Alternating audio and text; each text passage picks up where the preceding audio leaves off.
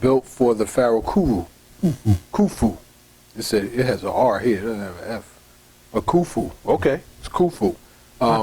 His full name is Aket Khufu. Aket Khufu. K-E-T, Aket Khufu, K-U-F-U.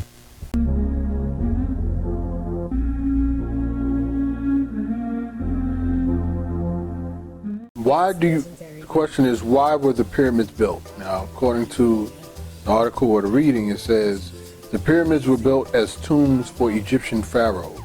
The most famous and largest pyramid remaining is the Great Pyramid of Giza, built for the pharaoh Khufu. It said it has an R here, it doesn't have an F. A Khufu. Okay, it's Khufu. His full name is Aket Khufu. Aket Khufu. K-E-T, Aket Khufu, K-U-F-U. Okay. So, why do you think, is that true that the pyramids were built based on your research and information? They were built for tombs for Egyptian pharaohs? Now, the Great Pyramid is built by Khufu. And it is what they call a king's chamber. Great Pyramid of Giza, Ancient Egypt, 2580 through 2560 BC, 4th Dynasty. The Great Pyramid of Giza is the largest of the ancient Egyptian pyramids and is located at El Giza, Egypt. In the Giza Pyramid Complex, there are also two other major pyramids, the Khafre and the Menkore. Beginning construction on 2580 BC, the Great Pyramid was built for Pharaoh Khufu, son of Snefru and second ruler of the 4th Dynasty, as a tomb.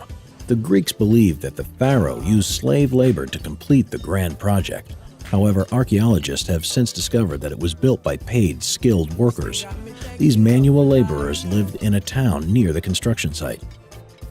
The structure consists of an estimated 2.3 million stone blocks, weighing up to 15 tons each. These were carried up and down the Nile River from a nearby quarry. During its construction, a block would have to be set every 2.5 minutes. It is unknown how exactly the ancient Egyptians were able to lift the heavy stone blocks to the top of the pyramid in a time before the wheel was invented.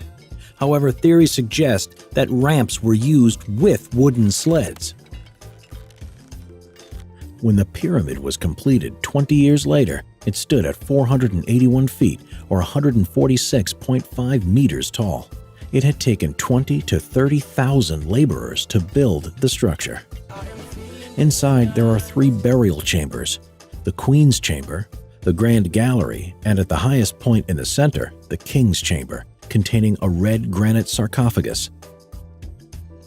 Most of the Great Pyramid was fully looted for its treasures by the time the New Kingdom began. The Great Pyramid of Giza is one of the 7 wonders of the ancient world, and the only one to remain mainly intact. The King's Chamber and the Queen's Chamber. Because as you go into the pyramids, you got to climb up to those chambers. They have to climb up these elongated steps, and then you go into them. And then you go into, like, let's say, the King's Chamber is a big, like your room right here, but there's a casket inside where the pharaohs will be laid at. But on the way up to the main chamber, you have the Queen's Chamber. That's off to the left as you climb up there. And there's a room in there, section for the queens when they go in there. But that's not the main reason it was built. Sure, it was a funeral for the queens and for the kings and the queens, or the pharaohs and the queens, as an astronomical observatory. Because the great pyramid that was built by Khufu was also built under the North Star, astronomically. Okay, so it was also built in relation to the understanding of our solar system and the universe at large, to capture that. Okay, so that's one of the 2 main reasons why the pyramids were built, especially the one that built by Khufu. Good job, Pop. What was one of the first things you learned when you first went to Egypt? The first thing I learned is when we went to the Temple of Ramesses II. I remember when Doc was taking me, we went with Doc. Doc brought us there, he took us there with us, but we went with Doc. We came to the Temple of Ramesses II from the back, up top.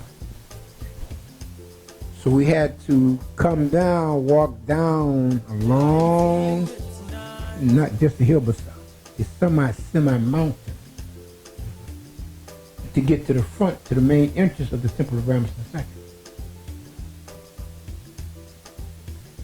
There was a special trip that Doc took us on. We had a charter trip, 252 of us, on a charter plane called Egyptian Air. We left out of JFK Airport, 13-hour flight. We're coming to the Temple of Ramesses II, that I had no idea, not even a clue, till I got in the main entrance of Ramesses II temple. And then my stomach, pretty much thing. When I got down, it was so awesome. I'm standing in front of this Temple of Ramesses II, and it shows him at the beginning of the temple sitting on a stool with both hands on both knees. And then we went inside. The architectural and engineering genius of the brothers at that time that built that Temple of Ramesses II. And I'm saying, and on our trip, well, that's what struck me, but on my trip, a lot of the people, the brothers and sisters, especially the brothers, I mean, they were upset. They were pissed off. Some of them start swearing because they say, how in the hell? How come I didn't know about this shit? But that wasn't taught to us in our history over here, about over there, or where we came from. A lot of our members on that trip were so pissed off, son, that they said they weren't coming back to the States. And we were over Lake Nassau, overlooking Lake Nassau.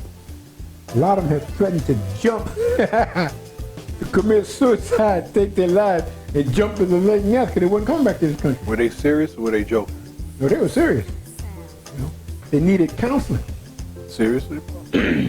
That's how upset they were when they found out about how we weren't taught about our history and our ancient history and culture. Being there, and Doc took us there to show us there in person where we came from, our ancient history and culture. And they were upset about that because some of them was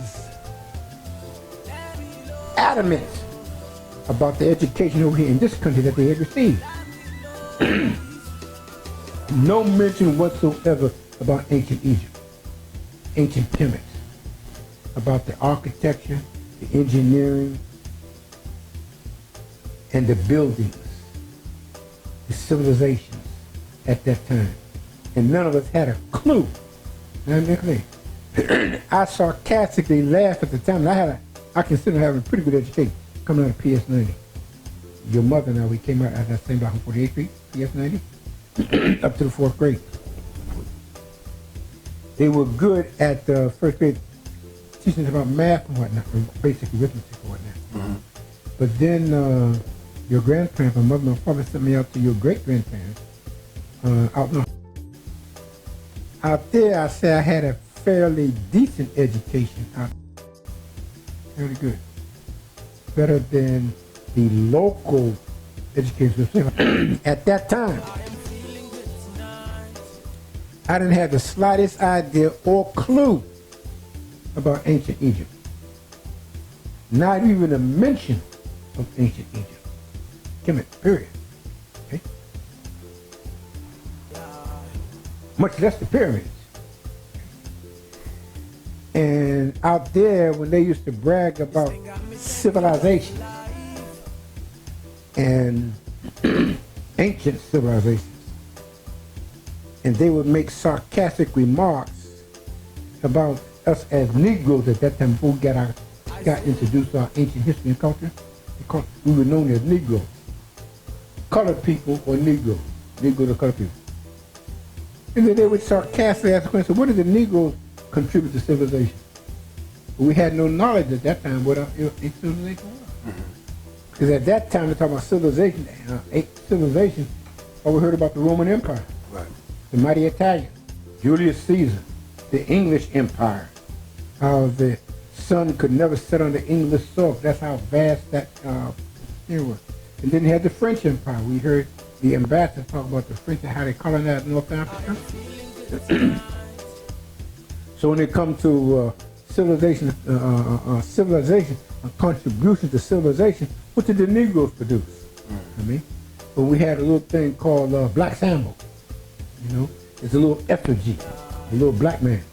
You know, he had on a red jacket, black pants, and red suspenders. He had big white eyes, had a big nose, had pink lips. You know, and they would use that effigy in front of a lot of those white folks' homes. You know, talking about Sambo. And their favorite Negro spiritual, color spiritual, at that time was something like Swing Low, Sweet Chariot. Swing low, sweet chariot, don't for to carry me home. Oh, that was so sweet and informative about this is the great contribution that the Negroes did to civilization, singing Swing Low, Sweet Chariot. You know? But never about the ancient songs or the ancient things coming out of Kemet along that Nile Valley. I say, Monica, no be today. Me and you done the fight, don't they? I no go pursue man, I go change my ways. I go reduce the banana, I no go do it again. If you leave me,